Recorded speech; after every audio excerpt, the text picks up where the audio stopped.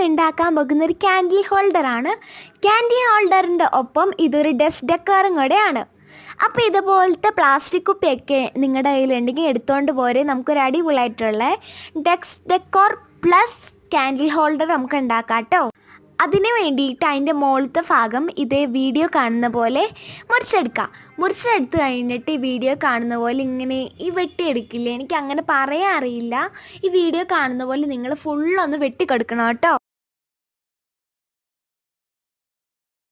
അപ്പം ഞാൻ വെട്ടിയെടുത്ത് കഴിഞ്ഞിട്ട് വീഡിയോ കാണുന്ന പോലെ അങ്ങോട്ടും ഇങ്ങോട്ടും അകത്തി കൊടുക്കുക.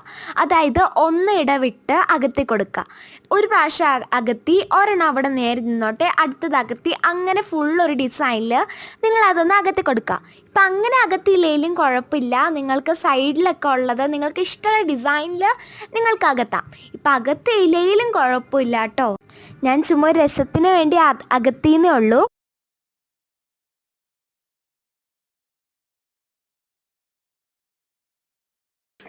അകത്തെ കൊടുത്തതിന് ശേഷം നിങ്ങൾ കുറച്ച് തെർമോക്കോൾ ബോൾസ് എടുക്കണം കേട്ടോ. നിങ്ങളുടെ കയ്യിൽ തെർമോക്കോൾ ബോൾസ് ഇല്ലെങ്കിൽ ബീഡ്സ് എടുത്തിട്ട് അതിൻ്റെ അറ്റത്ത് ഒട്ടിച്ചെടുത്താലും മതി. തെർമോക്കോൾ ഒട്ടിച്ചു കൊടുക്കേണ്ട ആവശ്യമില്ല, ആ സൈഡിലായിട്ട് കുത്തി വെച്ചാൽ മതി കേട്ടോ. അങ്ങനെ ഫുള്ള് ചെയ്യണമെങ്കിൽ നല്ല രസമായിരിക്കും. പക്ഷെ ഞാൻ ഫുള്ള് ചെയ്തില്ല, കുറച്ച് ഭാഗത്തൊക്കെ ആയിട്ട് ഒട്ടിച്ചെടുത്തിട്ടുള്ളൂ.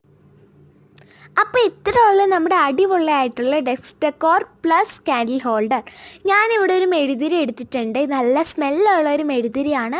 അത് ഞാൻ അതിൻ്റെ നടുക്ക്, അതായത് ആ ബോട്ടിൽ ഓപ്പൺ ചെയ്യണതിൻ്റെ ആ നടുക്ക് ക്യാൻഡിൽ ചെയ്ത് കൊടുത്തിട്ടുണ്ട് കേട്ടോ. അതായത് ലൈറ്റ് ചെയ്ത് കൊടുത്തിട്ടുണ്ട്. നല്ല രസമാണ് കാണാൻ. നിങ്ങൾ ഏതായാലും ഇതൊന്ന് ട്രൈ ചെയ്ത് നോക്കണേ.